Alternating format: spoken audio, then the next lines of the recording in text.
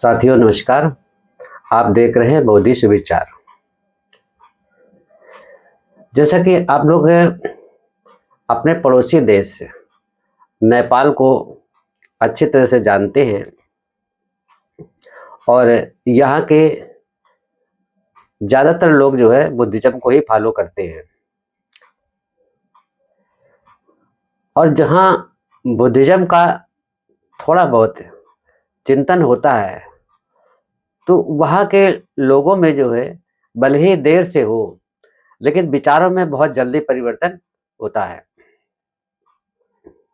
और ये स्वाभाविक है क्योंकि बुद्धिज्म की शिक्षाएं ही ऐसी हैं कि उसमें परिवर्तन आता ही है। तो यहाँ पर देश के नए जो प्रधानमंत्री बने हैं ये बालन शाह हैं, इनका नाम बालन शाह है। उनकी उम्र अभी 35 वर्ष के आसपास ही है और नवीन विचारों वाले हैं और साथ में कुछ नया करने की वो हिम्मत जो सब में नहीं होती है, लेकिन नेपाल के नए प्रधानमंत्री श्री बालन शाह में वो है। उन्होंने अपने देश की शिक्षा की जो व्यवस्था है उसमें नया परिवर्तन किया है।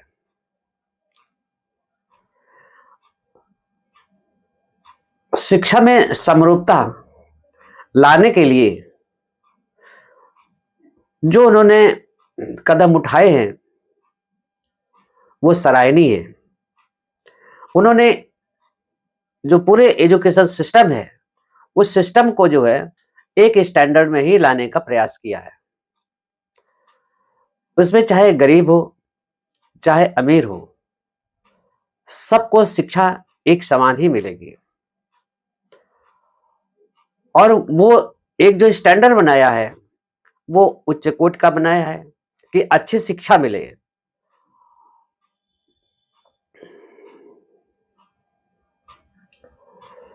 तो अब चाहे गरीब का बच्चा हो या अमीर का, सबको एक ही छत के नीचे वो शिक्षा मिलेगी, वो स्टैंडर्ड एक ही जगह पर मिल जाएगा। शिक्षा शुल्क भी उन्होंने न्यूनतम ही रखा है जिससे कि चाहे किसान का बच्चा हो चाहे गरीब का बच्चा हो चाहे मजदूर का हो या पैसे वाले का हो, सबको इस तरह से शिक्षा शुल्क रखा है कि सभी अफोर्ड कर सकते हैं। और शिक्षक वर्ग को बड़े कानून बना करके इसके लिए बड़े कानून बनाए हैं और लागू किए हैं। किसी छात्र को उन्होंने अनुत्तीर्ण करने के लिए नहीं कहा है। ऐसा नियम बनाया है कि किसी भी 5th क्लास तक किसी बच्चे को जो है फेल नहीं किया जाएगा, अनुत्तीर्ण नहीं किया जाएगा, जिसके उनके मन में हीन भावना उत्पन्न न हो। और दूसरी चीज, अगर बच्चा कम मार्क्स लाता है तो शिक्षकों पर जवाबदेही तय होगी। आखिर क्या कारण है जो बच्चे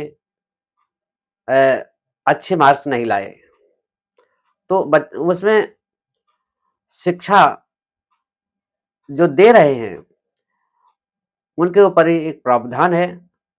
और अगर वो शिक्षा देने में लापरवाही करते हैं शिक्षक, तो वो एक कानून बनाया है जो दंडनीय, उसमें जो दंड दिया जा सकता है, जो प्राविधान किए हैं दंड के, वो लागू किए जाएंगे ताकि जो शिक्षक है वो शिक्षा देने में लापरवाही न कर सके। लेकिन दोस्तों सोचने की बात है कि यही अगर भारत में लागू कर दिया जाए तो आपको कैसा लगेगा? इस पर आप अपनी प्रतिक्रिया दें और आपकी प्रतिक्रिया क्या होगी कमेंट लिख करके बताएं, हमें अच्छा लगेगा। साथियों, इसी देश में जब बुद्ध का शासन था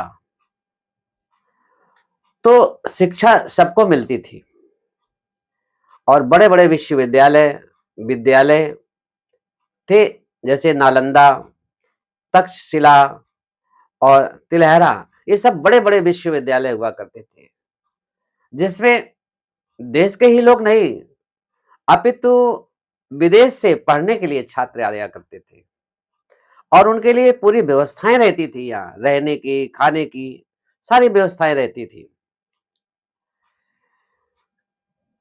और सबको शिक्षा दी जाती थी। जो गृहस्थ लोग हैं, उन गृहस्थों को, उनके बच्चों को, जो बौद्ध भिक्षु लोग हुआ करते थे, वो स्वयं बौद्ध भिक्षु घर में जाते थे और घरों में वो शिक्षा दिया करते थे।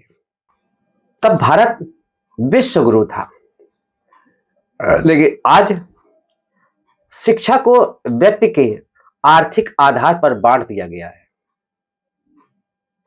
आप स्वयं महसूस करते होंगे या कभी इस तरह के विचार आपके मन में आए होंगे, तो जरूर आपको ये महसूस हुआ होगा।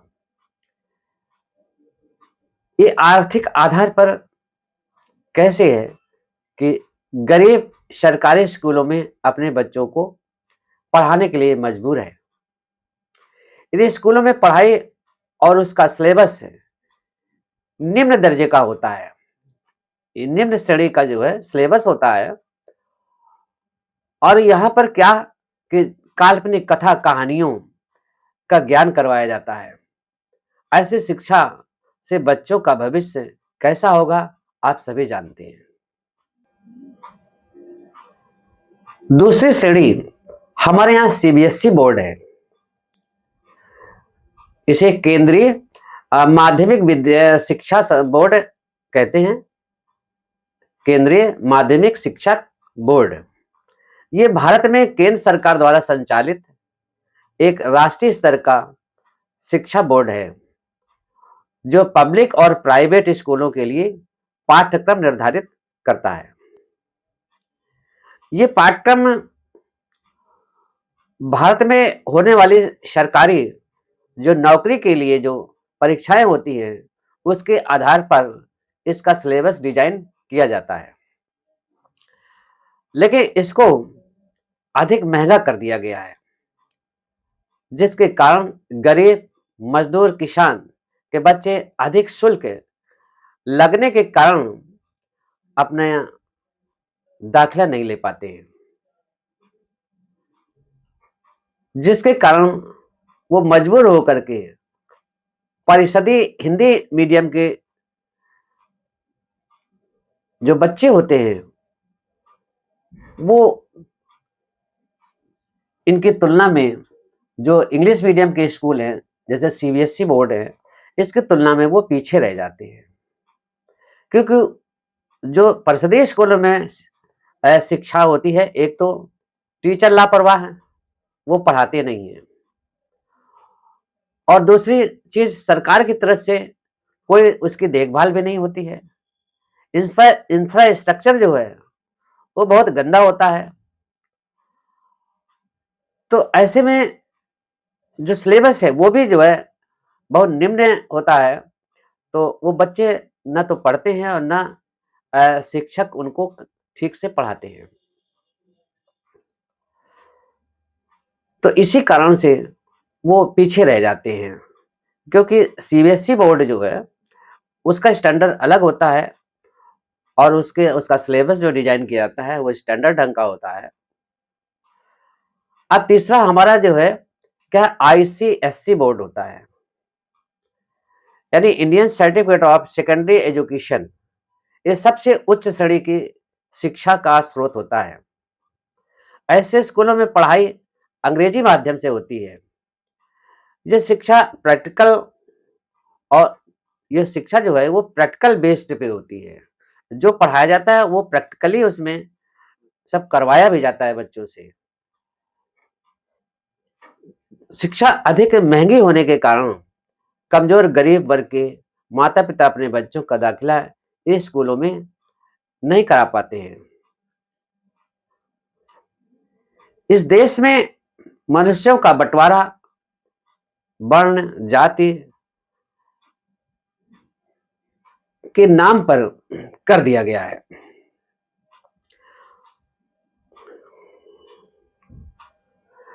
ये वो कौन लोग हैं? ये बंटवारा करने वाले कौन लोग हैं? इसे आप अच्छी तरह से पहचानिए। अगर आप अभी पहचान नहीं पा रहे हैं तो कब पहचानोगे?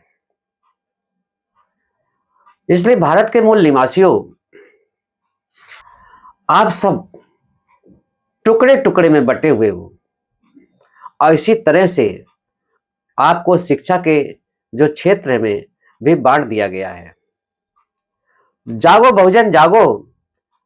क्या अपने बच्चों का जो भविष्य है वो यूं ही बर्बाद करते रहोगे? ऐसे लोगों के जो ऐसे लोग हैं समाज में या सत्ता में हैं, तो इनको नकार दो। जो ऐसी व्यवस्था को स्थापित करते हैं और सत्यापित करते हैं, उन लोगों को भी नकार दो। वास्तविकता तो ये होनी चाहिए कि भारत भी नेपाल की तरह उसी तर्ज पर सारे प्राइवेट, चाहे वो सीबीएसई हो या आईसीएसई बोर्ड हो, बंद कर देना चाहिए। और जो परिषदीय विद्यालय जो भारत सरकार के हैं, उनमें सभी बच्चों को शिक्षा के लिए कहा जाना चाहिए। और जब प्राइवेट स्कूल और ये सारे जब बंद कर दिए जाएंगे, तो चाहे वो गरीब का बच्चा हो या अमीर का हो, वो उन्हीं परिषदीय स्कूलों में पढ़ने जाएगा। लेकिन सरकार का कर्तव्य भी है कि ऐसे स्कूलों को जैसे सीबीएसई तर्ज पर है, उसी तर्ज पर उनका जो इंफ्रास्ट्रक्चर है वो वहाँ पर दिया जाना चाहिए। उनको सारी सुविधाएं मिलनी चाहिए और जो सिलेबस डिजाइन किया जाए वो सीबीएसई पैटर्न के आधार पर किया जाए और इतना सुंदर बनाया जाए कि सब बच्चे एक साथ बैठ करके और अच्छी शिक्षा प्राप्त करें। इसके साथ ही जो शिक्षक हैं उन पे थोड़ी सी कड़ाई किया जाना चाहिए। अगर कोई शिक्षक पढ़ाने में लापरवाही करता है तो उसको दंड मिलना चाहिए, क्योंकि वो सैलरी ले रहा है, वेतन भोगी है और जनता के जो गाढ़ी कमाई है वो जनता उस पर खर्च कर रही है। इसी बात की उसको तनख्वाह मिल रही है। अगर वो उसके बच्चों को पढ़ाता नहीं है, सही ढंग से उसको तालीम नहीं मिलती है बच्चों को, तो ये टीचर की बहुत बड़ी ये दंडनीय अपराध करता है वो, और उसे अपराध की श्रेणी में लाना चाहिए। अगर उनको दंड की व्यवस्था भारत सरकार करती है तो भविष्य में इस तरह के कदम नहीं उठा पाएंगे और बच्चों को पढ़ाने में कोई कोताही नहीं करेंगे।